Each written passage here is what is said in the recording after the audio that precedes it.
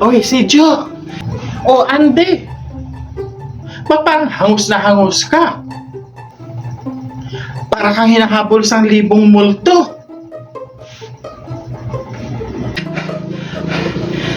Congrats!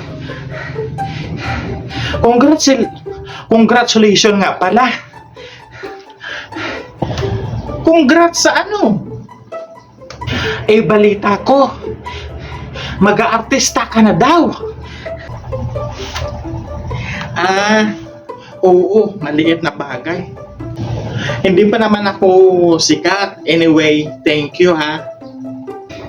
Hindi ka ba natatakot o nahihiya sa sasabihin ng ibang tao?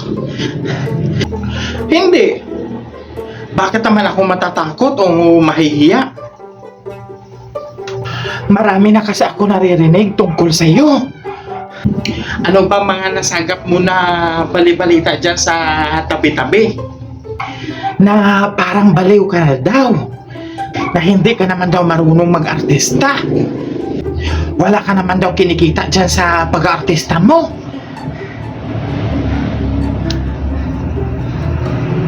At kung ano-ano pa. Una, proud na proud ako sa kung ano man ang ginagawa ko. Kung yan ang tingin nila sa akin, baliw, hindi marunong umarte, okay lang. Tatanggapin ko yan ng maluwag sa aking kalooban. At gagawin kong inspirasyon yan sa buhay ko. Para, syempre, lalo ko bang paghuhusayan ang pag-aartista ko. At pangalawa, Ande, alam ko naman yan kung sinong mga taong iyan. Kung sinong mga nang mamaliit sa akin at nang huhusga.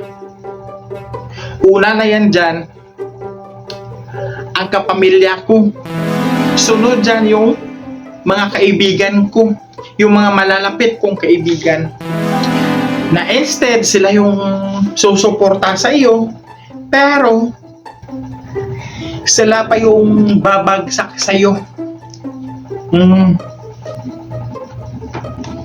Yung mga ganyan bali-balita, hindi ko na pinapansin yan, hinahayaan ko lang yan kasi kung papansinin ko yan, ay sasama lang ang loob ko at hindi ako makapag-focus sa pag-aartista ko.